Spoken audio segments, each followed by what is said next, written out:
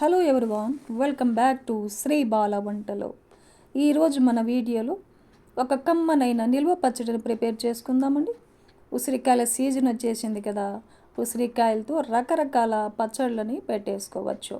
ఈరోజు మనము ఉసిరికాయ టమాటో కాంబినేషన్లో ఒక కమ్మనైన పచ్చడిని ప్రిపేర్ చేసుకుందాం. రైస్లో కానీ ఎన్ని రకాల టిఫిన్స్లో కూడా టేస్ట్ చాలా చాలా బాగుంటుందండి. మరైతే లేట్ చేయకుండా మనం ప్రాసెస్లోకి వెళ్ళిపోదాం.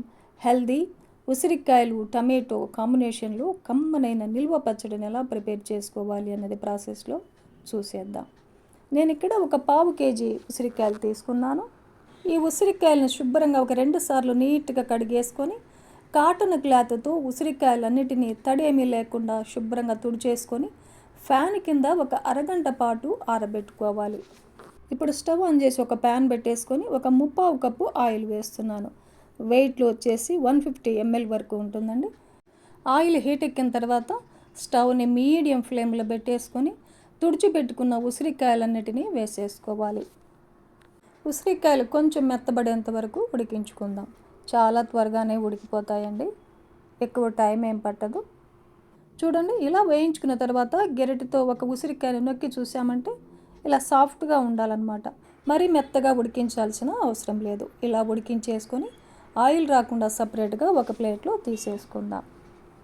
ఉసిరికాయలన్నిటిని ఇలా తీసేసి పూర్తిగా చల్లారనివ్వాలి. ఉసిరికాయలు వేయించుకున్న తర్వాత మిగిలిన ఆయిల్లో పోపు పెట్టేసుకుందాం. 1 టేబుల్ స్పూన్ ఆవాలను వేసేసుకోవాలి. ఒక 3-4 ఎండుమిర్చిని తుంచేసి వేసేసుకోవాలి. 1 వెల్లుల్లిగడ్డని పొట్టు తీసేసి వేసేసుకుందాం. 1/2 టేబుల్ స్పూన్ పసుపును వేసేసుకోవాలి. 1/4 టేబుల్ స్పూన్ ఇంగువను కూడా యాడ్ చేసుకుందాం. ఈ పోపునంతా బాగా వేయించుకోవాలి. శుభ్రంగా కడిగేసి తడి లేకుండా ఆరబెట్టుకున్న ఒక గుప్పెడంత కరివేపాకును వేసేసుకుందాం. కరివేపాకు క్రిస్పీగా అయ్యేంత వరకు వేయించుకోవాలి.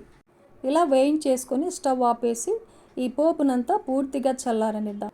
ఈలోగా ఉసిరికాయలు కూడా పూర్తిగా చల్లారాయి. ఉసిరికాయని లైట్గా ప్రెస్ చేసామంటే గింజలన్నీ ఈజీగా సపరేట్ అయిపోతాయి. గింజలన్నిటిని తీసేసుకొని ఇలా ముక్కలుగా తయారు చేసి పెట్టుకోవాలి. 1/2 కేజీ ఉసిరికాయలు తీసుకున్నాం కదండి. 1/2 కేజీ టమాటోలు తీసుకొని శుభ్రంగా కడిగేసి తడి లేకుండా ఆరబెట్టిన తర్వాత ఇలా చిన్న చిన్న పీసెస్గా కట్ చేసుకోవాలి.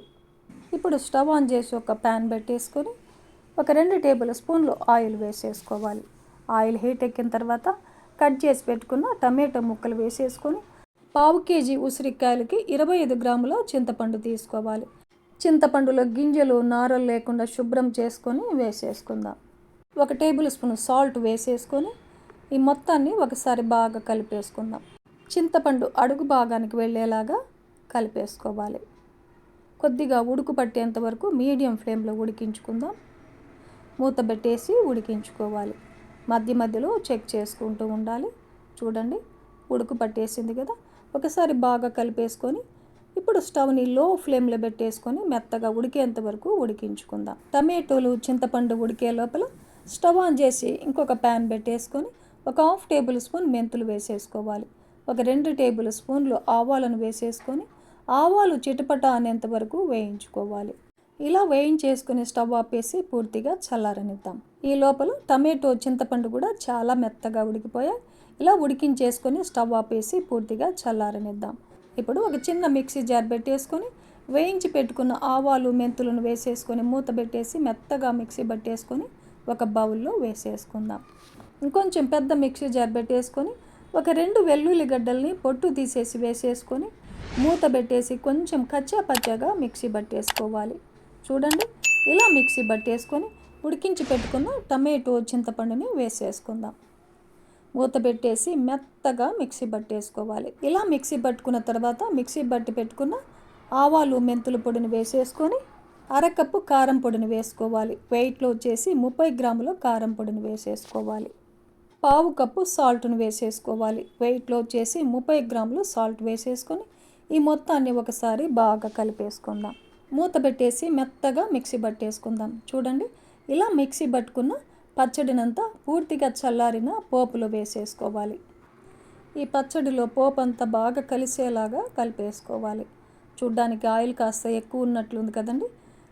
పచ్చడిలో కలిసిందంటే కరెక్ట్గా సరిపోతుంది.